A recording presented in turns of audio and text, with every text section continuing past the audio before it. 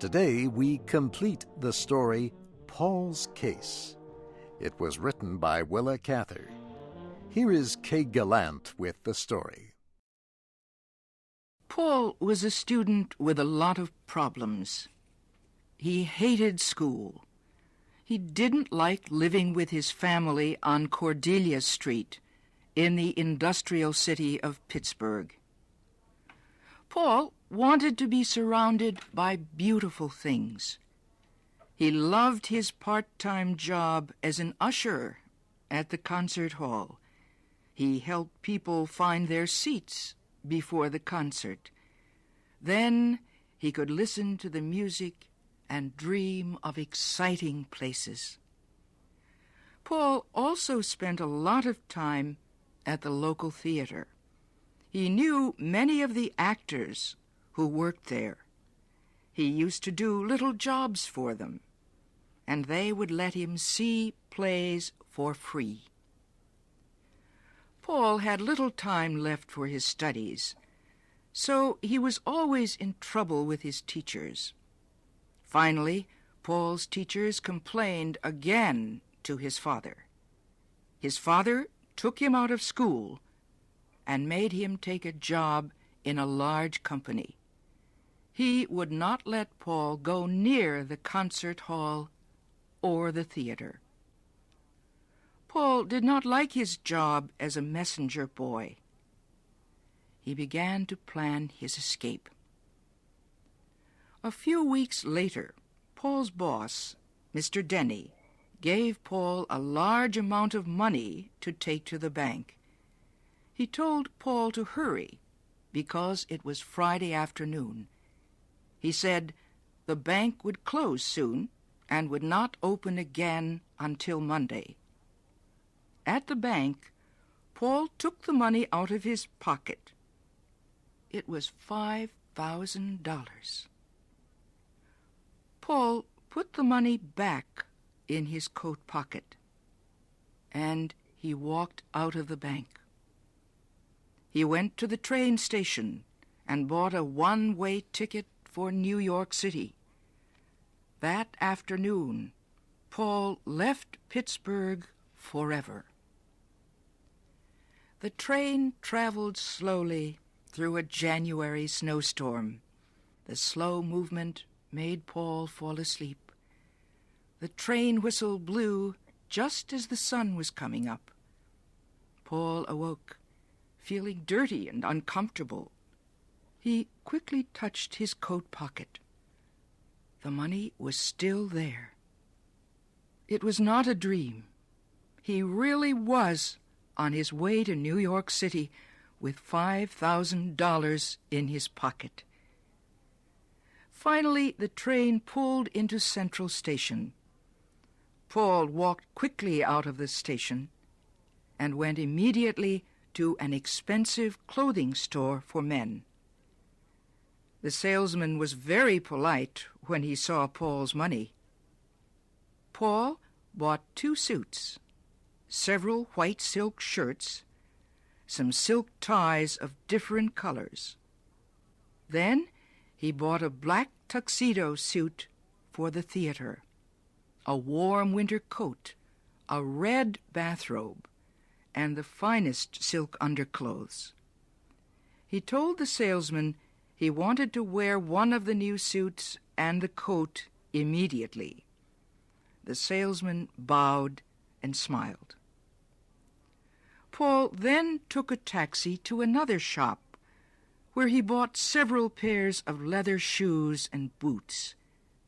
Next, he went to the famous jewelry store, Tiffany's, and bought a tie pin and some brushes with silver handles. His last stop was a luggage store where he had all his new clothes put into several expensive suitcases.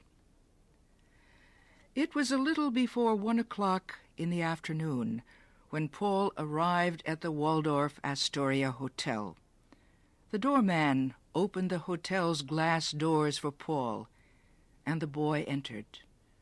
The thick carpet under his feet had the colors of 1,000 jewels. The lights sparkled from crystal chandeliers. Paul told the hotel clerk he was from Washington, D.C. He said his mother and father were arriving in a few days from Europe. He explained he was going to wait for them at the hotel. In his dreams, Paul had planned this trip to New York 100 times. He knew all about the Waldorf Astoria, one of New York's most expensive hotels.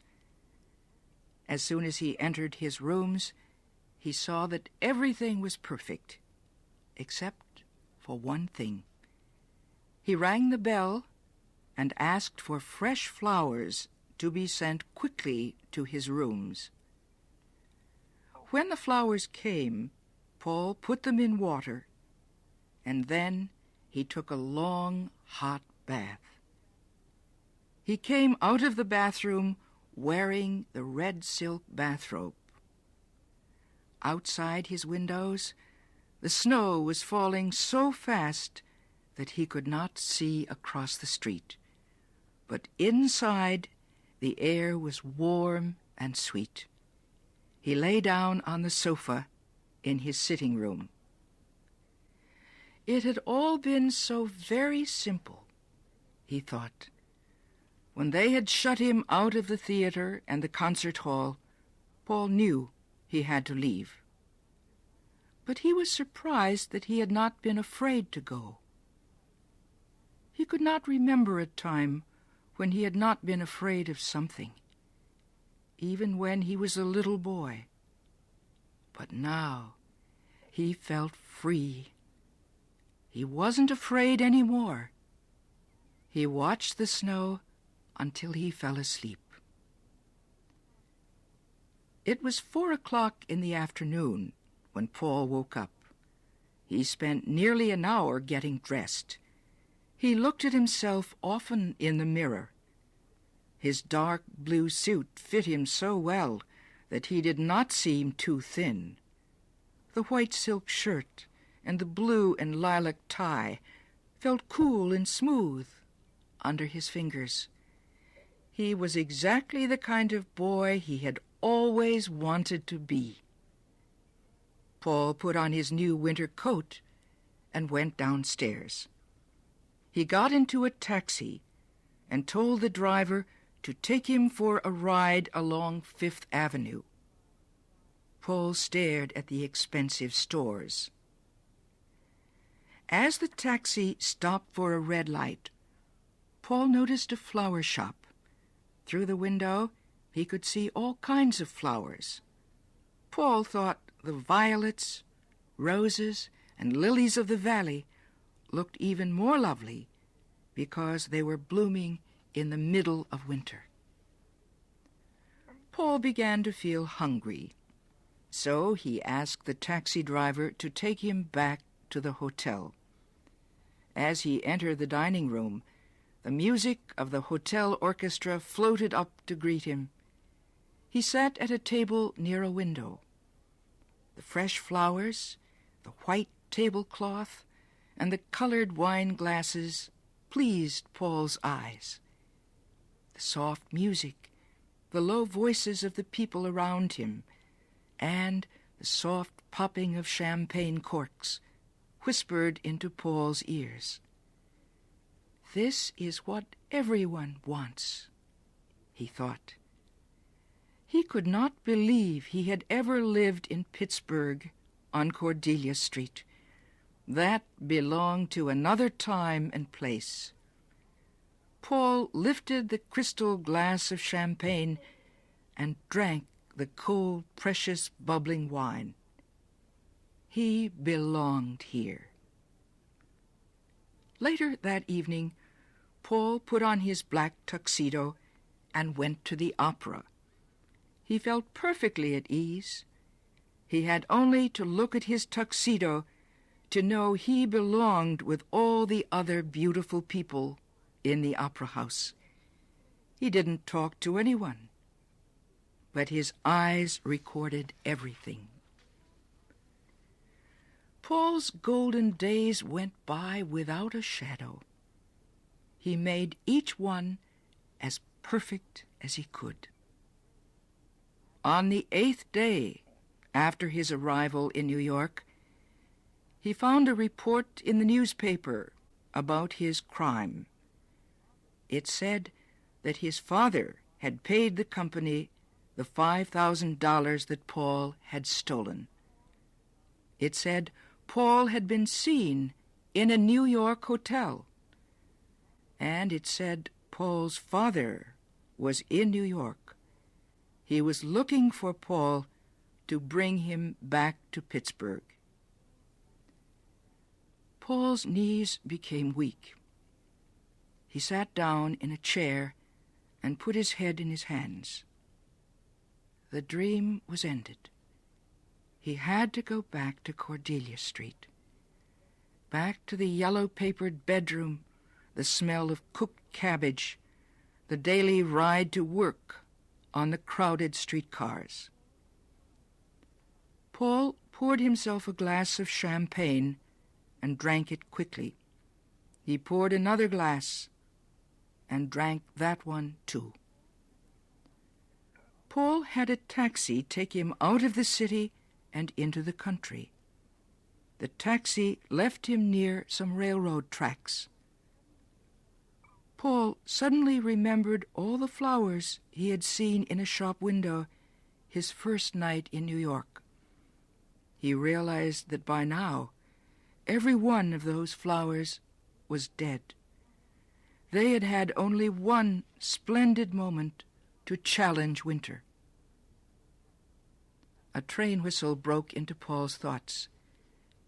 He watched as the train grew bigger and bigger. As it came closer, Paul's body shook. His lips wore a frightened smile. Paul looked nervously around as if someone might be watching him. When the right moment came, Paul jumped. And as he jumped, he realized his great mistake. The blue of the ocean and the yellow of the desert flashed through his brain. He had not seen them yet. There was so much he had not seen. Paul felt something hit his chest. He felt his body fly through the air far and fast. Then everything turned black, and Paul dropped back into the great design of things.